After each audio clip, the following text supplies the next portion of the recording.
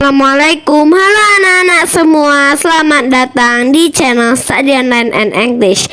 Kali ini kita akan belajar IPA kelas 3 bab 2, yaitu pelestarian makhluk hidup. Kalian jangan lupa like, komen, dan subscribe biar gak ketinggalan video-video baru dari channel kami. Oke? Upaya pelestarian makhluk hidup. Setiap tahapan dalam siklus hidup makhluk hidup, baik hewan maupun tumbuhan, memiliki peran yang penting di alam. Contoh pada tahapan siklus hidup kupu-kupu dimulai dari telur, ulat, kepompong sampai menjadi kupu-kupu dewasa. Memiliki peran masing-masing di alam. Apa yang terjadi bila tidak ada ulat kupu-kupu? Burung pemakan serangga tentu tidak dapat memperoleh makanan. Penyerbukan pada tumbuhan juga tidak dapat terjadi. Sehingga terjadi pembuahan. Jadi akan ada proses kehidupan di alam yang terputus jika tidak ada ulat dan kupu-kupu. Tuhan telah menciptakan alam yang secara alami dan dapat menjaga keseimbangan sendiri. Keseimbangan alam dapat terjaga dengan adanya siklus hidup dari makhluk hidup.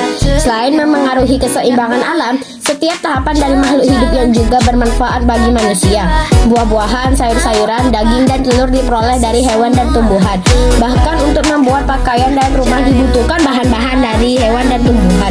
Oleh karena itu, keberlangsungan siklus makhluk hidup harus dijaga dengan baik. Keberlangsungan siklus hidup dapat dijaga dengan melestarikan dan tumbuhan, hewan dan tumbuhan. Berikut ini upaya pelestarian dari hewan dan tumbuhan yang dapat dilakukan. 1. Reboisasi. Reboisasi tidak hanya bermanfaat untuk pelestarian tumbuhan, tetapi juga bermanfaat bagi pencegahan banjir, longsor, dan kekeringan. 2. Membudidayakan hewan dan tumbuhan langka.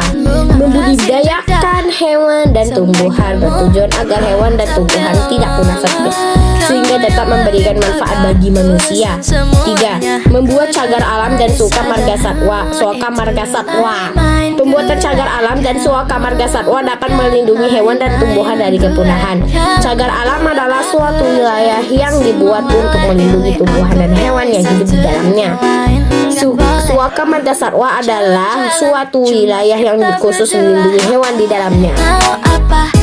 4. Melarang penebangan hutan dan perburuan hewan secara liar.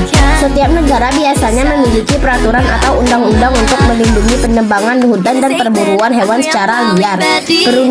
Perlindungan tersebut akan menjadi efektif jika diiringi dengan penegakan hukum yang tegas. 5. Melibatkan peran serta masyarakat. Kita perlu memahami peran hewan dan tumbuhan dalam kehidupan.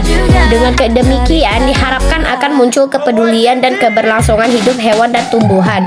Jika seluruh masyarakat telah memahami peran hewan dan tumbuhan di alam, maka tidak akan ada lagi perusahaan lingkungan yang dilakukan oleh manusia. Ulat sutra dan manfaatnya. Sutra adalah nama serat alami yang digunakan untuk membuat kain sutra.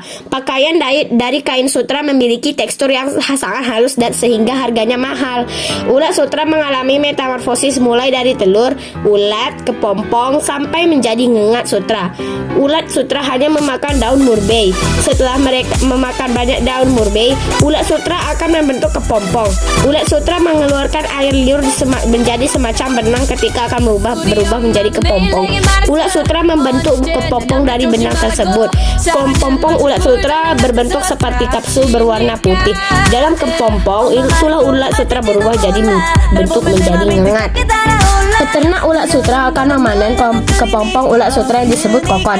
Setelah dipanen, kokon diurai dan dipintal menjadi benang. Benang tersebut digunakan untuk membuat kain sutra.